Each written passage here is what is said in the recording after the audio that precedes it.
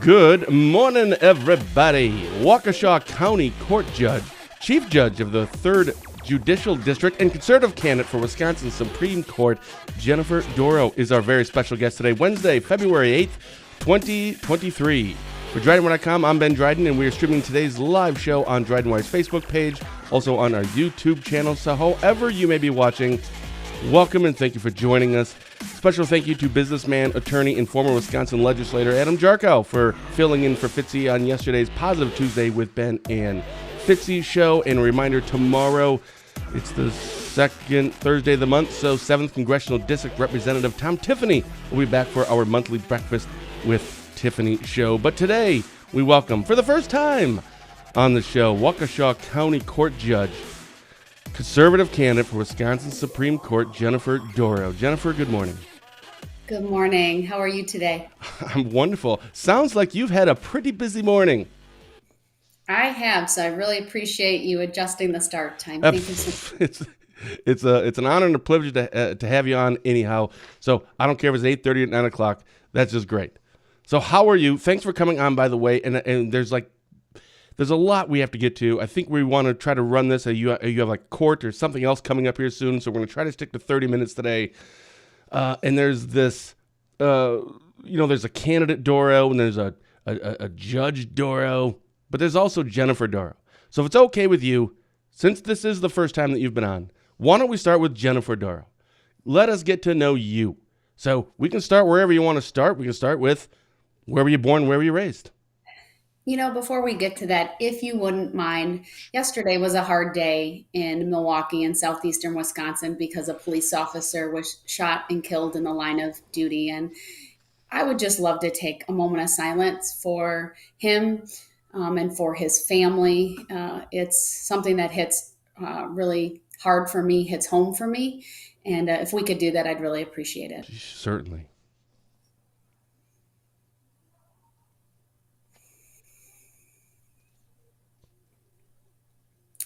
Thank you.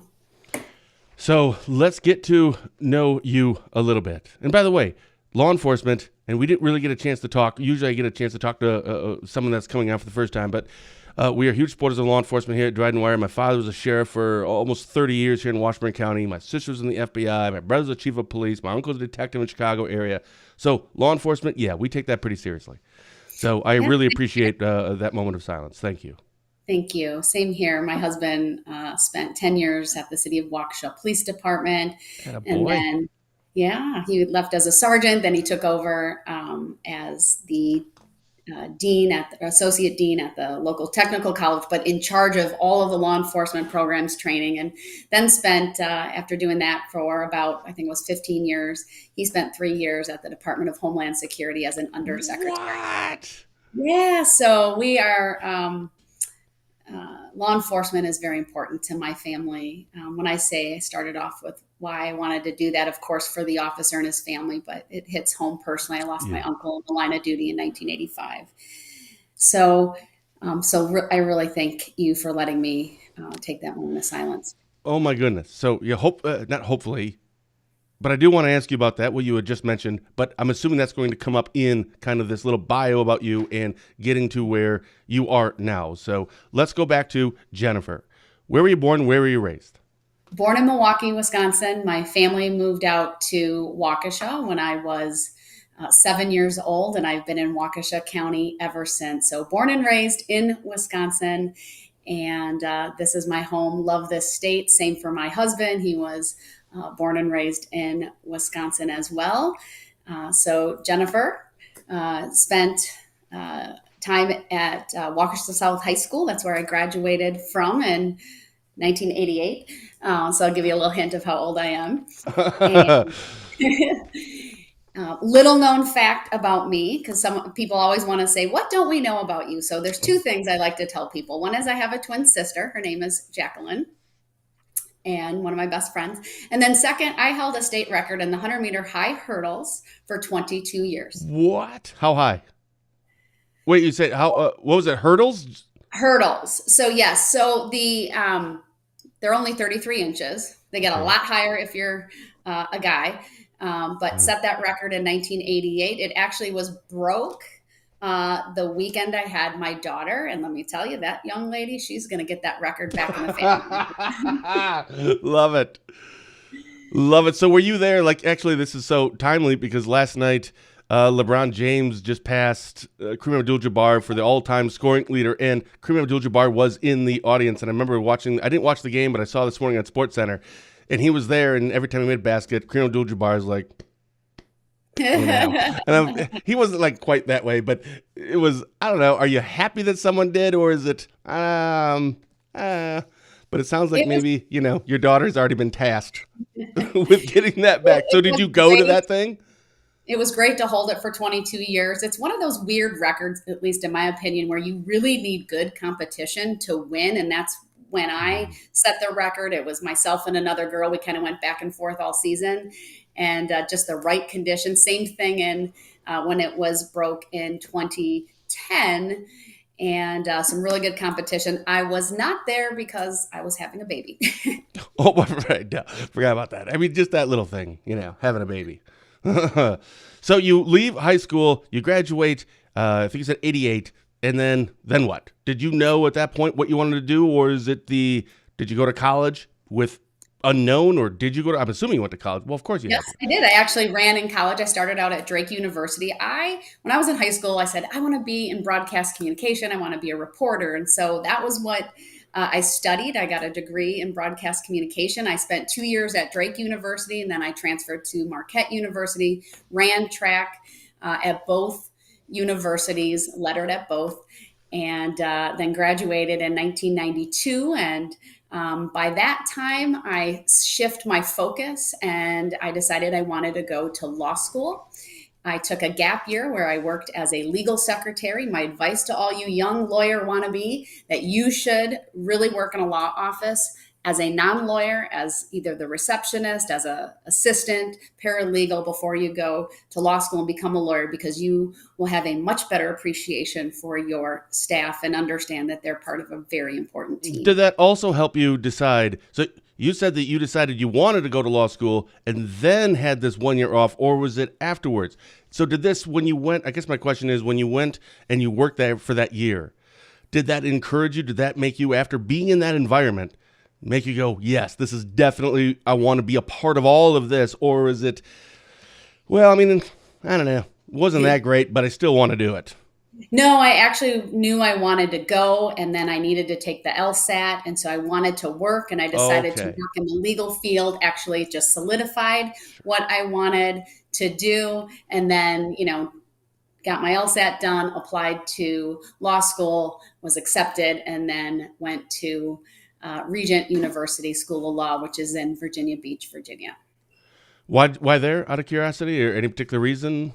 Yes, very much so. So two things. One is it was a faith-centered approach as well. That was something that was unique about that law school. They also housed and still do the American Center for Law and Justice. And I had a particular interest in First Amendment religious liberty law, and that was the draw to that school. When I was there, though, I had a professor who had been a prosecutor and attorney general of Guam. I became his research assistant, and I absolutely fell in love with criminal law. Interned at a prosecuting office my last year, and decided that I wanted to come back home, always coming back home, never not coming back home, but wanted to pursue being a prosecutor. And so then I came home, started working, and ultimately in 2000, started working at the DA's office in Waukesha County. Faith-centered. So like my sister went to Indiana Wesleyan University, Christian college. And actually her son, my nephew, just started up in this college in northern Minnesota, but it's a Christian college. I don't know if they're actually referred to as Christian colleges, but when you say faith-centered, I literally didn't know that there was like a law school type thing where that is an option. Yes, we signed a statement of faith as part of the admission process, and we actually had extra class time and other extracurricular activities that we shared our common faith. about. And there were some classes as well that were dedicated to looking at the law from a biblical perspective or the natural law. And then, of course, all of the normal law school classes as well. So it was a wonderful experience. I literally did not know that existed. Faith-centered law schools. I knew about them as colleges, but not actually, well, it's still a college, but you know what I mean? I didn't realize that that was something you could actually do. So, hey, just learned something new. So you get your degree, I'm assuming. You have to pass the bar at some point, don't you? I did. And I've heard that sometimes it takes a few go-rounds to get that done, and it's okay if it took you more than one. Just one time. Okay. Was it as stressful as everyone says that it is? It was okay. It's a long couple of days. I think been a while, but we had to take a multi-state bar exam. And then there's the Wisconsin bar exam as well over 2 days. And so, a lot of essays, a lot of writing, and but I studied for it really hard over the summer, and it worked out okay. So then what did you do? You get to, you passed the bar, you graduated, you must be in ballpark it here, what, mid-20s? Late 20s? Yeah. Somewhere in there. And so what did you do? So my husband, who I'm married to, of course, he and I dated throughout law school. By the time I graduated, we were engaged, and he was a city of Waukesha police officer at the time. And so, of course, came back home, and we got married in 1998. And I wanted to be a prosecutor in my home county, in Waukesha County, and they have a tradition of hiring from their legal intern pool of applicants because they're close to Marquette University, and so they're students at Marquette and sometimes from UW-Madison are able to be interns. And so it took me a few years because they didn't really have an opening, but in 2000 there was an opening, or maybe the end of 1999. And then I was hired by then District Attorney Paul Bucher. And when I was working there, literally my husband and I, the law and order couple, he would arrest them and I would prosecute them. I was literally just thinking that. What's your husband's name? His name is Brian. Brian. So was Brian in support of all of this? Was it, this is going to be great? Or listen, honey, you don't want to be a part of this world? No, he was very, very supportive. And still is. I wouldn't be doing what I am today without him. Well, that's probably true too. Right. So you get that job there, and now we're in what, 2000? Yes. About? Okay. How long were you there? I was there for just about 4 years. Mm-hmm. And prior to that, I actually did municipal prosecution. I was in private practice for about 3 years as well. And then we had two of our children, two of the three, in kind of short order in 2003 and 2004. So we made a choice in 2004 for the family that I would leave the district attorney's office, go into private practice, and enjoy a little bit more flexibility raising our two young boys at that time, and did that for 7 years until I was appointed by Scott Walker to serve on the trial court bench in Waukesha. The appointment was in 2011, but I took the bench on January 17th of 2012. So 2011, 12. How does that work? So appointments, for people who don't know, so you didn't have to run for anything, correct? No, I did. There was an opening because my predecessor had been appointed to the Court of Appeals because of a vacancy. So when there's a vacancy in a judge position and then it's filled by the governor appoints, and then you're on the ballot either the next spring or sometimes depending on when the person steps down from that seat, you can be on the bench for over a year. But in my case, I was on the ballot right away in the spring. Okay, so it's one of those things where if it was, they announced that they're going to be leaving, and so therefore creating the vacancy, and if it's in, March, well, we're already passing our election time, so that's going to have to be on next year's election. But if it's in like October, then yes. Okay, we have enough time where we can do an election in a few months. The key date is December 1. So if it's before December 1, because that's when you circulate nomination papers for any judicial races, the month of December. So what month was this for you? I'm sorry, I think you already said it, but I was writing something down. How long were you appointed before you ran? So I took the bench on January 17th, and I was on the ballot in April Okay. of So this what was that year. experience like? Well, it went very well because I was such a strong candidate that no one ran against me. Oh, fantastic. Winning by default. That's the only way I ever win, by the way. Um, so, and those appointments are 6 years? Those are, you're elected to a 6-year term. Those 6 years. terms start August 1, and then every 6 years you run for reelection. Got it. So when was your term? You had to run again. I'm sorry. I'm already assuming that you just ran again. I did. Okay. So what year was that about? 2018. 2018. And did you have an opponent that time? Did not. Fantastic. That's great. You know how much money you probably have saved in 2 different elections? That's the way to go. Okay, so you ran again. Why did you decide to run again? Or I should say, or ask, is there, at that point, when you were contemplating, do I run again? And you and Brian talked, was there any thought of, maybe I should do something else? Maybe not a different career field, maybe still a judge, but maybe I want to look at a different area in this law field. Or was it, nope, we were 100% all in, run for a re-election?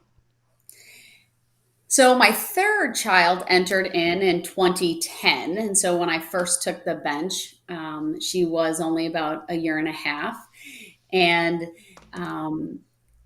so there were times, yes, definitely thought about, should I run for the Supreme Court? Should I run for another position? And ultimately, that decision was made in 2022. But yes, had thought about it, no doubt. As I mentioned, my husband was appointed by President Trump to serve in the Department of Homeland Security. So we knew that was going on before he took that position in March of 2018. And so that involved him living out there during the week, coming home on the weekends. And so with 3 kids, 2 of whom were in high school at the time, no one of driving age, it was really important to support him in that incredibly important work that he was doing. And so that kind of foreclosed some, opportunities for me at that time. And here I am. Well, so I was going to ask about president. So I guess Darlene said that you should run for president. Yeah, so speaking of president, you had said that the President Trump had appointed your husband to the Homeland Security position, right? Yes. Was there a phone call involved in that? I'm just curious. There were, I'm sure, many phone calls and meetings and things of that nature. Sure. But, I don't care who you are and who the president is. When a president of the United States asks you to serve, you serve your country. Yeah, I know. Who would say no to that? I don't know. I don't know if I like that last tweet. Who cares? Are you kidding? The president's calling you. You take the job. Just saying. Okay, so to kind of put a bow on this, your time as the judge in this this one specific area, which you're still at that position, right? I am. Yeah, so you're at that, and I do want to bring up, because you're also, I thought I'd written down somewhere, you were you're the chief judge of the 3rd Judicial District. So I want to ask you, what does that entail? Actually, let's just start right there. Chief judge of the 3rd Judicial District, how did that come to be, and when? So I have been on the bench for 11 years, and for 9 of those 11 years, I've been in some key leadership positions. So it started when when I first started, there were 10 judicial districts, but now there are 9. And so that's an appointment by the Wisconsin Supreme Court to some trial court judges to help oversee the trial court system. And so my predecessor in the 3rd Judicial District asked me to be his deputy chief in 2014, and I did that until 2017. He retired. He actually is now our director of state courts. And then the Supreme Court, by appointment, selected me as one of 9 chief judges, and I'm in my 3rd consecutive term. And in June of this past year, my colleagues selected me to chair that committee, what we affectionately call the Chief of the Chiefs. Nice. Oh, I like that. Chief of the Chiefs. Put that on a business card. I know, I love right? it. Or in your Facebook status. Chief of Chiefs. Love it. So there's an article. So I looked this morning. It was on PBS Wisconsin website. I think this was from early January, and it was kind of spotlighting the four candidates. And it says here, and I'm just reading it verbatim, 2023 Wisconsin Supreme Court election is shaping up to be the most expensive in state history and could up being one of the most consequential as well. The winner of the seat will succeed Justice Patience Roggensack, if I'm saying that correctly, who is retiring after serving 2 full 10-year terms on the state's high court. The winner will also determine the ideological makeup of the court for at least the next 2 years and set the balance of power between conservative and liberal justices. The reason I'm bringing that up is, why did you decide to run for judge? Was this a part of it? If this wasn't going to determine the, as PBS Wisconsin says, the ideological makeup of the court, would you have run? You know, when I considered my 11 years on the bench, that Justice Roggensack is retiring, looking at my depth and breadth of experience, this was the time for me to run. It is important that the people of Wisconsin elect a justice who is going to, honor the rule of law, who will understand the very clear separation of powers between the legislature, the executive, and the judicial branch, who will always follow the Constitution as written and never legislate from the bench. And so when folks like PBS talk about this being an important election, it really is, because there are 2 judicial conservatives that are running, and there are 2 left leaning, and I would say progressive activist candidates who want to transform Wisconsin by judicial fiat, meaning they want to take a 7-member court and by a vote of 4-3 decide policy in Wisconsin and usurp the power of the legislature to be the body that sets policy. I believe that the role of a judge is to apply the law as written, that politics have absolutely no place in the courts, not from a justice, not from a judge. And I'm running because it's so very important to the people of Wisconsin that the rule of law is what governs our courts. Because without the rule of law, we won't have stability, we don't have predictability, we won't have reliability. There's not much check on the court. A few cases might make their way up to the U.S. Supreme Court, but for the most part, right, the Supreme Court is the last word on what the law is in Wisconsin. And so it's really, really important that the voters and the people of Wisconsin understand the distinction and what's really at stake with this election. I am a man of faith. I, love my Lord and Savior Jesus Christ, and, everything that comes with that. You went to a college, law school that was faith-centered. There are a lot of these topics that come up, or people, discussions that happen where my faith, because my highest authority, of course, is, the Bible. But, the Constitution's right below it, but it's still not at the highest. At the same time, there are some things that, I can't allow that to actually influence exactly how I kind of view things and what we should or shouldn't do as a society. It's just, these are my beliefs and what works in our house, but maybe not for everybody else. How is that going to play a role, or maybe how has it, as you've been a judge already? And should anyone be concerned that, she did go to a faith-based law school? How is that going to influence her when she's on the bench? Yeah. One of the core beliefs that I have as a jurist is my unwavering commitment to be fair and impartial. That means my personal views, my policy preferences, they don't impact what I do as a judge. I like to explain it this way.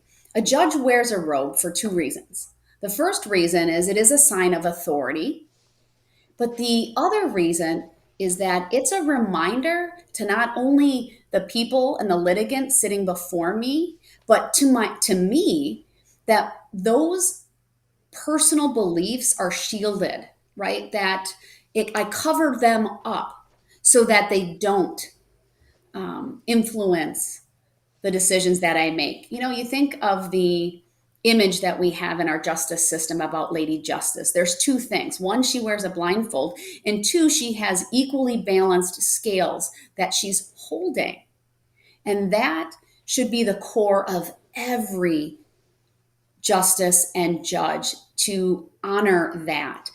But that's what's at stake here, because there's two candidates, and the leading liberal left leaning activist progressive, that's how she describes herself, as a progressive, is openly campaigning on a political agenda. You would think she's running for governor, running for the legislature, to be a senator, not as a judge. That should concern everyone in Wisconsin, because that is a complete disregard for the separation of powers that our Constitution has set up. Yeah, I think this is we were talking about this. I think when either Adam Jarko yesterday or maybe Fitzy and I, for our weekly shows, the Barron County Sheriff and I would do a weekly show, and it was, I think we were talking about Supreme Court race, and it was kind of like cops pulling someone over and or getting a tip or something that someone has a marijuana grow house, and they go and they personally think that, I don't think marijuana should be illegal. Well, fine. Good for you. But that's the law. You're a cop. Do your job. And it's really been surprising me on how, when we look at this Supreme Court race, and maybe that's really shining a spotlight on all the other judges' race that we're now going to start paying attention to, that, yeah, just do that. Just do that. Just, you have one job. Just do it. I don't understand. Well, why are we adding all this other stuff in? That's for other people to do. Yeah, you asked me if there were some examples, and I have a couple, and they center around the right to have an attorney represent you and the right to represent yourself. It certainly would be far easier for me as a judge to disregard that you have a constitutional right to represent yourself. That's how that has been interpreted, and say, that doesn't matter. I want an attorney. It'll be easier for me. Nope, I have to follow the law. And I've done that time and time again. I've had a number of trials with pro se defendants, one you all may be a little bit familiar with. But I did that because that was the right thing to do under the law, right? And in the process of presiding over that case, many people got to see my commitment to fairness, to order, and to justice. And that's how I run court every single day. It doesn't matter if there's a million people watching or there's just a couple of people in the courtroom. I will always, always be fair and impartial in how I deal with litigants and how I make decisions. Did you get pushback for that? By the way, I know this is a little bit more from that PBS article. Waukesha County Judge Jennifer Dorow became well-known nationally for presiding over the trial of Daryl Brooks, who was convicted of 76 charges after driving a vehicle through a Waukesha Christmas parade and killing 6 people in November of 2021. Did you get pushback for, not forcing? I don't know if that's possible, but, no, you have to have an attorney. Did you get a lot of blowback for that? I wouldn't say blowback. I'm aware of some of the commentary that was out there. And I think some people have a misunderstanding of what that right is and what it means when you're accused of a crime and you want to represent yourself. Okay, so we have a couple questions here because we'll get to that because we're already up against our time. And this kind of ties in right here. So this race, February 21st, 13 days from now, that's the first one. 4 people on the ballot, 2 conservatives, 2 liberals. The top 2 would obviously assume it'd be 1 conservative, 1 liberal. Move on to the April 4th election. Is this election more about the February election, more about your opponent? Or is, when you look at it this way, like, okay, I have to, kind of get past this one? Or is it, no, it doesn't really matter. Like, all 3 are kind of my, opponents right now. And this is the last part from the article, and it says, Dorow has been accused by Kelly, that would be your conservative opponent, Daniel Kelly, of using the Brooks case as a springboard for the race. I'm sure you've heard that before. How do you respond to that? Well, first of all, it's an open seat. Justice Roggensack is retiring. So there are 4 candidates that want to be the next Wisconsin Supreme Court Justice. And by the way, Justice Roggensack has endorsed me as well. And what I would say is I would not be a credible candidate if it weren't for my 26-year legal career, 11 years on the trial court bench, a depth and breadth of experience that frankly no other candidate has. I also have something that no other candidate has, and that is I have broad appeal. This is a nonpartisan race. And the person who is going to win the April election needs to be able to draw from that and bring people together. I think the people of Wisconsin want to know that their judges and justices don't prejudge cases, haven't decided the case before the facts or the law have been analyzed. I mean, the bottom line is you have two candidates on the left who have said their minds are made up. The law doesn't matter. The facts don't matter. You know, as a judge over the last 11 years, right, the people that come before me, they're not just names on a piece of paper, right? They're litigants in front of me. I understand how the decisions that I make affect them. I mean, I've done family cases, civil cases, criminal cases. I've had almost 16,000 cases assigned to me. What? I've had police officers hundreds of times, right? Testifying, motion hearings where, did they have reasonable suspicion to stop a vehicle, probable cause for arrest, whether a confession should come in or not. Even with family cases, I've heard custody, placement, child support, maintenance. That's important because these types of cases, they also make their way up to the Supreme Court. And that's a perspective, along with that fairness and impartiality that people expect from judges and justices. So there was a question here. So we're up against the time, so I just want to throw a few of these things in here. And I think you may have answered that. There's 24th. There are 4 cans in the belt. What sets you apart? So I think right now, though, for the most part, please correct me if I'm wrong, what sets you apart would probably be more so, I mean, people are likely either going to vote for you or for Dan Kelly. What would separate you from Dan Kelly? And I think you may have just kind of touched on that already. What I would say, what separates me from all the candidates, all the other candidates, is that I have more law enforcement support than anyone. I am law enforcement's choice. I have 48 bipartisan sheriffs. I now have, I think, around 75, 80 police chiefs. You add to that prosecutors, and I am overwhelmingly supported by law enforcement. They understand how important this election is, and I could not be more proud to have their support. I heard you were. I got a text message from. All right. So anytime we bring his name up, we always have to do this ding. I don't know why. It's a long story. Don't ask. Dave Wilson, Shelley Police Chief, friend of ours. He sent me a text a couple days ago. I think it was a couple days ago. It was a picture of you and he, and I'm like, where are you? And I don't know if he responded or not. I can't remember, but apparently you just met the Shelley Police Chief, Dave Wilson. I'm not sure if he's one of the people who have endorsed you or not. Yes. Where did you? Oh, we did. Okay. So there you go. Breaking news right here. So where did you meet? Where were you? So there was a police chiefs conference. I went to a reception that they were holding on Monday and just walked around, talked to them, met them, shook their hands, thanked them for the work that they do, recognizing that oftentimes it's a thankless job under some pretty trying circumstances. Mm-hmm. All right. And the last one here is, and I'm sorry, there's been a couple more, but we just didn't get a chance to get to them. Where can we find more information about your campaign? Oh, somebody, Darlene already put it up. There you go. Judge Jennifer. JudgeJennifer.com. We're on Instagram, Twitter, and Facebook. And I can't thank you enough. And by the way, whoever set that up, JudgeJennifer.com, make sure you renew that domain.